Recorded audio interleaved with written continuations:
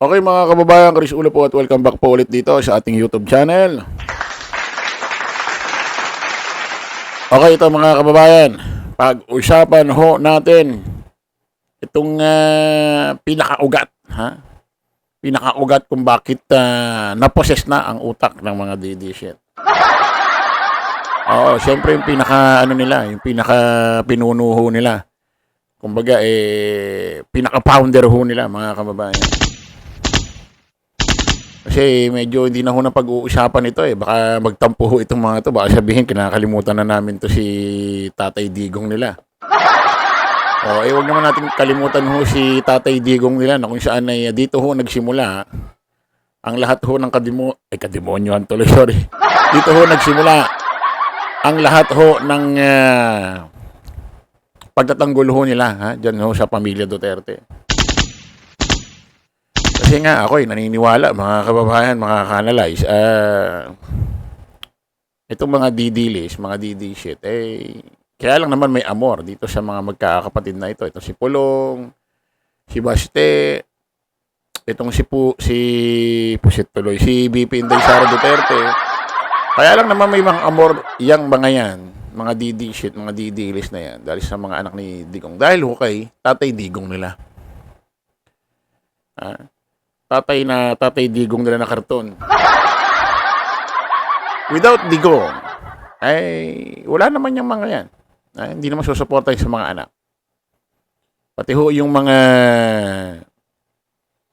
kaalyado ni Digong na politiko. Ako naniniwala ako, kaya lang may konsuelo dyan sa mga anak na yan. Dahil din kay Digong. Sabi ko nga, si Digong, yung grupo ng mga DDS, parang isang tulay yan na lumang-luma na. Marami ng bitak, marami ng crack. Na kung saan, si Digong ang nagmimistulang pandikit na lang. Kaya yung tulay ho na yan, na kinukumpara ho natin sa grupo ng mga DDS. Si Digong na lang ho nagmimistulang pandikit dyan. Kapag ho si Digong ay nawala na sa mundong ibabaw, yung tulay na yan, blagadag. Wala na. Baksak na ang grupong niyang mga yan. Kaya nga sabi ko di nyo napapansin sa mga rally-rally nila nung mga nakaraan. Kita nyo kahit yung kampanya ng PDP noong 2024 or itong 2025 sa Hong Kong, di ba? Kita nyo kahit ugod-ugod na si Digong, pilit nilang binabiyahe sa Hong Kong. Kasi ginagamit nga nila yung matanda. Pinipiga nila, pigang-piga, ginagamit nila yan. Kumbaga hanggat may napipiga kay Digong, magagamit sa politika, pipigay nila si Digong.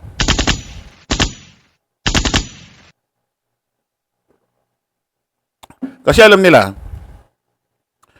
kapag sinasama nila si Digong sa mga rally-rally, magpupuntahan ng tao. Hindi nyo rin napapansin, kapag may rally si Digong, sa huli nagsasalita. Sa huli nila pinagsasalita. Para yung mga tao hindi mag-aalisan. Kasi pag si Digong una pa lang nagsalita, ay mag-aalisan na agad yung mga tao. Sino hintayin nila dyan magsalita? Sila Baste? Larry Roque dati? Wala. Kaya nga si Digong gamit na gamit Kaya kung ba't nagkaganyan si Digong, ba't nakakulong yan dyan? Dahil ho sa mga kadikit niya sa politika. Mga nasa paligid niya, mga nasa bakuran niya. Kita mo si Digong, nagpatupad ng war on drugs. Siyempre, kanino niya yung utos yan? Siyempre sa PNP chief. Sino yun? Si Bato de la Rosa. Kung naiayos lang ni Bato de la Rosa ang war on drugs, hindi nagkaroon ng extrajudicial killing, magmula doon sa mga baba niya, hindi nagkaganyan siyempre, ang gumawa ng programa, si Digong, pina-implement niya kay Bato, nagkaroon ng extrajudicial killing, ano nangyari kay Digong ngayon? Kaya nga sabi ko, itong si Bato de la Rosa, pwede niya lahat yan. Pwede niya lahat akuin yung problema na yan. Nasabihin war on drugs lang ang Inutos sa akin ni dating President Rodrigo Roa Duterte. Kasalanan ko bakit nagkaroon ng extrajudicial killing. Kaya niya saluhin yan. Eh, bakit niya naman sasaluhin? Eh, lumantad niya, hindi niya magawa, sasaluhin pa. Diba? O, ngayon, itong si Tatay Digong ho nila, first time ho nag-Christmas, first time din ho nag-celebrate ng New Year dyan ho sa ICC Court, The Hague, Netherlands. At mag-iisang taon na ho yan, nakakulong sa ICC, The Hague, Netherlands sa March 12. Kasi March 11 siya na-aresto rito, binyahe pa. Kumbaga, pinadala pa eh. Ginawang parcel eh. Dinala pa sa ICC Court. So, adosin na dumating. So, mag-1 year na siya ron. Hindi nyo napansin? Wala na yung mga nagrarally sa ICC Court. Sa harap. Yung mga nagrarally rito, nanawagan na bring him home. Wala na rin. Unti-unti na ho na nilang natatanggap. Sa bagay, bring him home na yun. Ginamit lang ho yan sa kampanya eh. Para manalo itong mga senatorial candidate ng mga Duterte. Yung problema, talo pa rin. Di pa rin umubra. Ito ngayon mga kababayan, ito hong si Kitty Duterte, anak din ho ni dating President Rodrigo Roa Duterte, ay may naging interview sa mainstream media na, kumusta na? Ano ba naging celebration ni Tatay Digong mo? Nung New Year. Kasi nung Christmas, wala akong hindi ko sila pinayagan. Hindi malaman kung bakit. Wala bang Pasko dyan? Hindi ko pinayagan si Digong na bisitahin siya nung araw ho ng Disperas at Pasko. At according sa mga balita, ay dismayado. Etong si Tatay Digong nila, itong si Digong. Dahil siyempre, first time niya nga nag-Christmas dyan. First time niya pang wala naging bisita. So, malaking epekto yun ho sa mental health ho ni Tatay Digong nila. Pakinggan nga natin to si Kitty Duterte.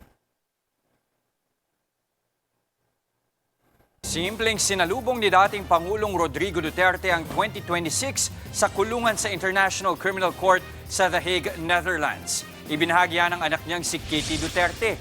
Kumain, natulog at nanood lang daw ng telebisyon si Digong. Nagpunta rin ang ilan niyang taga-suporta sa labas ng ICC kahit holiday. Naharap sa kasong crimes against humanity ang dating Pangulo kaugnay ng madugo niyang war on drugs. Walang bago sa kanya. You know, he's a man of habit.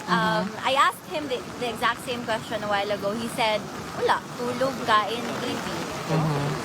Yun yung niya, kasiyahan niya. So, Mga kapatid, Jess de Los... Ganyan lang daw ho yung naging New Year ni Digong. Nood, kain, tulog, sabi. In fairness, may nakabisita ho itong si Kitty Duterte nung New Year. Asan yung mga ibang magkakapatid? Ano nangyari? Ngayon, ito mga kababayan, kasi itong magkakapatid ho na ito, pati ito si Kitty Duterte, lagi ho nilang pinamumukha na malungkot sila, ganito, ganyan, hindi nila kasama ang tatay nila. Pero parang sa akin, parang nasarapan na rin sila habang nakakulong ito ho si Tatay Digong nila.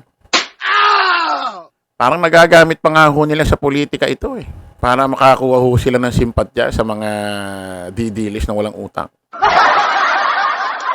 Nagagamit na ho nila sa kanilang political agenda.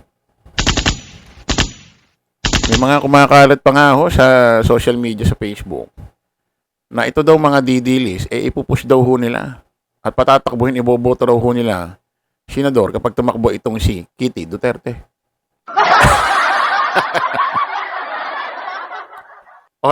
Kung hindi nyo talaga mahal ang Pilipinas, di patakbuhin ninyo. Patakbuhin nyo si Kitty Duterte, iboto nyo senador para madagdag, pag saaling manalo, madagdagan ng matatalino dyan sa Senado, di ba? Sa inyo naman yun. Ngayon ito mga kababayan, may kumakalat ho kasi na video na sabi New Year daw ito. na itong si Kitty Duterte ay nagpa-party-party kasama yung mga kanyang grupo. At namataan, kasama niya rin ho itong anak ho ni pambansang kamao, Manny Pacquiao. Itong si Michael Pacquiao. Na hindi naman siguro malungkot yung ganito. Ano ba 'to? Tanggalin na ho natin yung sounds kasi baka makapiright tayo. Ayan ho. Ayan ho si Kitty Duterte. Ayan si Michael Pacquiao. Ayan si Kitty, lalaki, nakakapin siya.